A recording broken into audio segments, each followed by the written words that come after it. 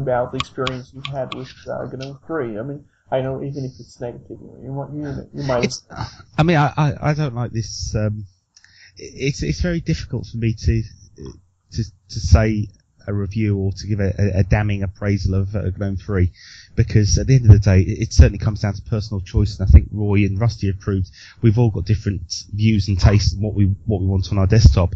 For me, GNOME 3, I had a little look at Fedora 15, I believe, and it was, to put into words, I didn't feel in control of my desktop. It felt cushioned. It felt mobile phone-ish, if there's such a word. And maybe it's because and I don't want to say the word traditionalist, maybe it's because I'm just too set in my ways, but I'm used to my typical desktop, the type of desktop that you would have seen very similar with Workbench 1.3. You've got your taskbar at the top, I have a taskbar at the bottom as well, and very simple, generic look to my desktop, because at the end of the day, for me, it's just a launch pad to throw my other applications onto, and I really could care less about bells and whistles and fluff, and I do actually succumb to wobbly windows. For some reason, I've really gelled with wobbly windows, and it's probably the best Compiz effect out there. It's really probably not the wobbling, but actually the fact that it's drawing the window better. So as you move them around. No, I like the wobble. I feel in control when it wobbles with my movement. You see, it feels like I'm actually pulling the window around the screen, and it's there's probably some deep-rooted psychological reason why, but I've never looked into that.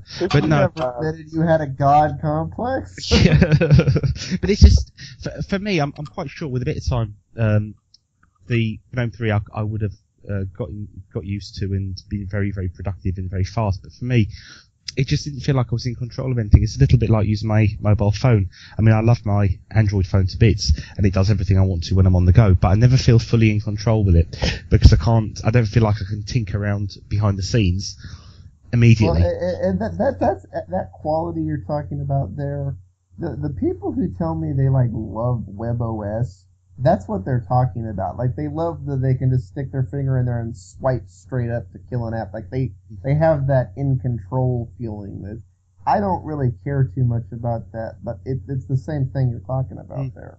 Funnily enough, though, I was just looking at my desktop the other day, and there's been a lot of abuse and criticism about Unity, but the way I set up my desktop is probably quite similar to the Unity taskbar idea, albeit my taskbar goes horizontally across the top of the screen, and I might actually include a screenshot in my show notes, because it's probably very difficult. What the criticizing over Unity is it's, Unity's great if that's how you set your system up.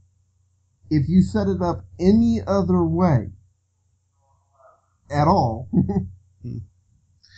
I'll include a screenshot in my show notes, because, like I say, I think it's quite similar how I have my setup. Although, albeit it doesn't hide when I move my mouse off it, it's always present. But I probably lose about a centimetre and a half of space on my screen because of taskbars. But it's the way I prefer working, and it takes me back a little bit to the Workbench 1.3 days of 1990s. So, but it's personal choice. Now, I didn't like GNOME 3.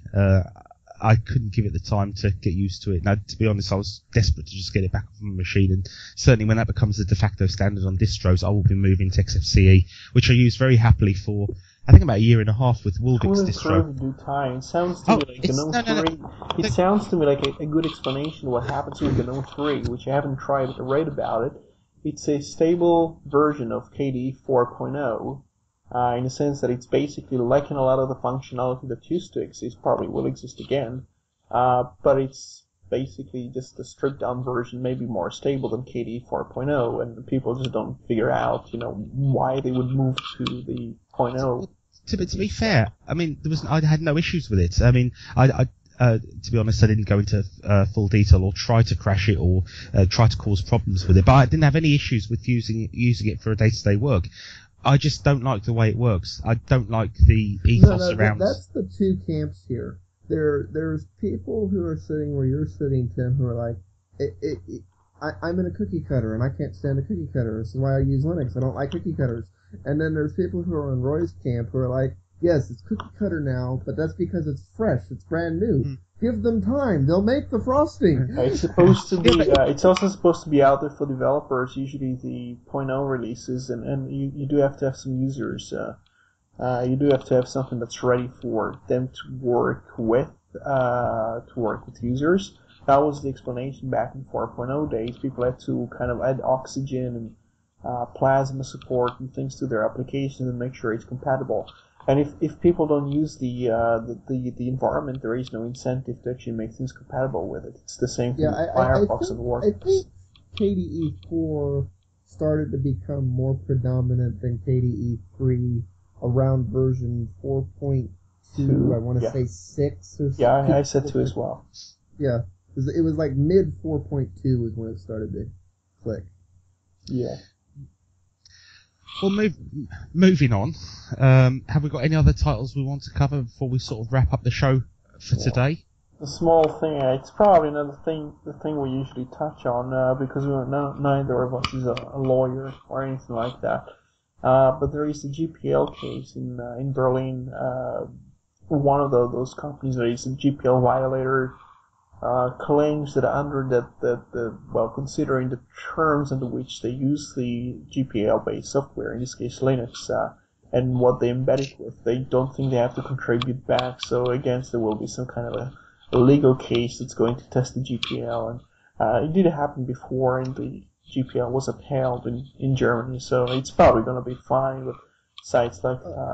I don't know anything in the GPL that says you have to contribute back. It just says you can't lock it down. I'm just being very vague here. I haven't looked very closely at the legalese and the licenses and stuff like that, but it's a bit of... I think they are just throwing some toys out of the pram because they just don't like the idea they got caught and embarrassed, so they just kind of get very angry. And there's this whole debate in like what makes a good GPL now. I think it's at the core of the free software open source philosophies. Like there's the open source people, which are happy with good enough, and then there's the free software philosophy, which goes that extra mile. I'm not enough of a utopian to think the whole world can go that extra mile. I'd love to live in that world. I'm not that much of a utopian. I'm a pragmatist. Yeah, two terms can mean the same. I think one of them encompasses more than the other, so it's like a subset of another. So I don't know. If you talk about free software and open source, like this is one thing and this is another thing, and I consider to be a member of like both groups. I kind of mix a bit with both, and I use a mixture of licenses, and I like the utopian ideal of free software, but at the end of the day, I consider it a bit of a utopian ideal. I'd say I'm more in the open source camp than the pure free software camp. But I like to spend time over there. It's a fun place. Yeah. And on that note, I think we'll start to wrap up now.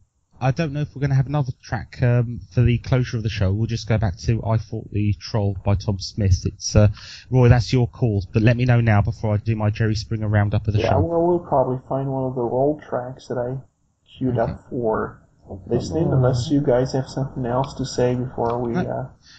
Well, close. On that note then, I'll say thank you very much for everybody downloading. This show's come out a little bit later than planned because of work commitments on my behalf and just getting back and getting settled back into the way of things. But on that note, hopefully we might get another one out this weekend, and I'll leave Roy and Rusty on their KDE desktops. So it's goodbye from me and goodbye from K Rusty and K Roy, and hope you enjoyed the show, and we'll see you next time. Yeah, well, I'm still struggling to find out how to read this. This is a track which I assume is in something like Spanish or Portuguese or something. The way I would read the song title is something like Solo un Poco Más, and it's by a singer that I believe to be called Debayres. Como quisiera que no fueras lo que eres hoy para mí. No comprendo lo que siento, no sé si es amor o si es rencor. A veces sueño que el pasado es como un trozo de papel. Se hace frágil con los años hasta volver.